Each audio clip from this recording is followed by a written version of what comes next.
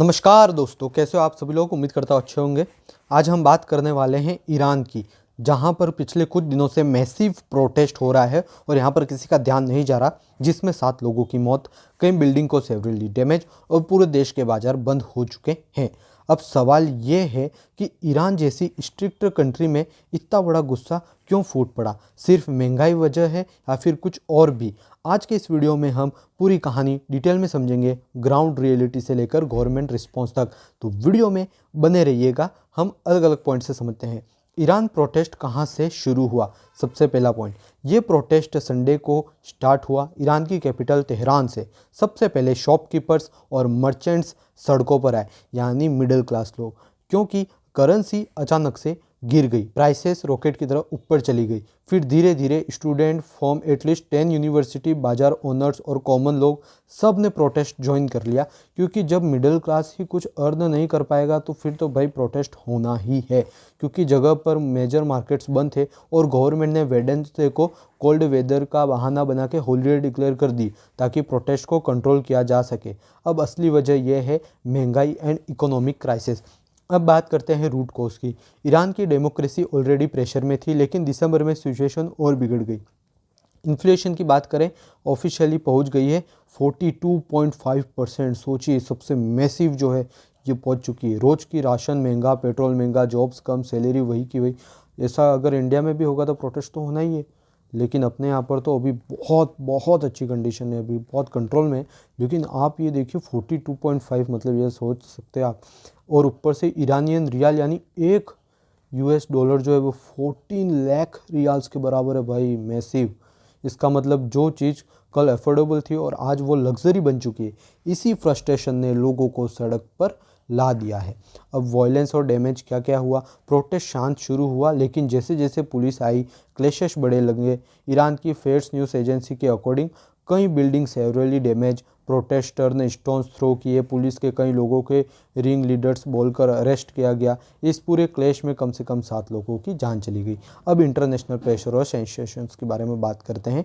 Iran की problem सिर्फ international नहीं है। यूएस और वेस्टर्न सेंशन जो ईरान के न्यूक्लियर प्रोग्रामिंग की वजह से लगे हुए हैं, ना इकोनॉमी को सालों से कमज़ोर कर रखा है। और रिसेंट में जून में इसराइल के साथ 12 दिन का कॉन्फ्लिक्ट, जिसने स्टेट फाइनेंसेस को और वीक किया है, ट्रेड और इन्वेस्टमेंट को हिट किया है। यानी बाहर से प्रेशर, अंदर से महंगाई, बीच में कॉमन पब्लिक। बस ये हर जगह ये कॉमन पब्लिक ही जो है वो मार खाती है।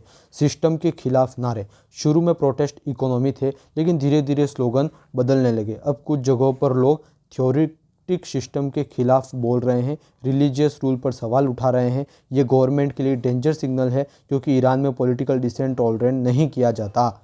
वायरल एक वीडियो जो है मूवमेंट हुआ है, जहाँ पर ये बहुत सारे बाइकर्स देख रहे हैं, सब पुलिस वाले हैं और यहाँ पर एक व्यक्ति यहाँ पर खड़ा हुआ है।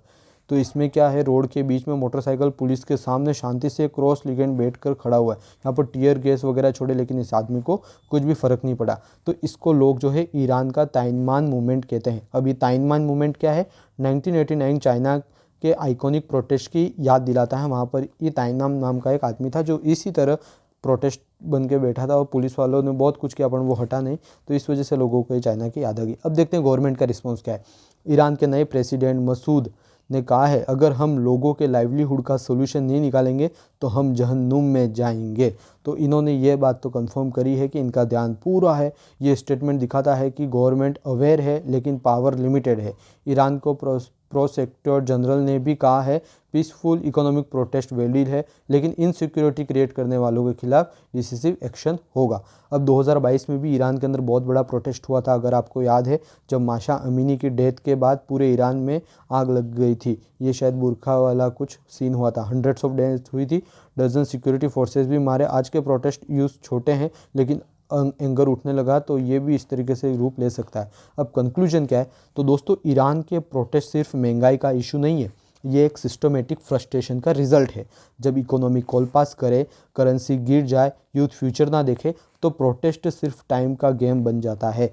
ये देखना ये होगा क्या गवर्नमेंट रिफॉर्म्स लाती है या फिर रिप्रेशन और बढ़ेगा। अब हम वीडियो का अंत करते हैं। आपका क्या मानना है, क्या ईरान में सिचुएशन और बढ़ेगी या गवर्नमेंट लोगों के बात सुनेगी? कमेंट में अपनी राय ज़रूर लिखिए, जिससे हमको पता चले कि हमारी ऑडियंस क्या सोचती है, भारत की पढ़ी लिखी ऑडियंस।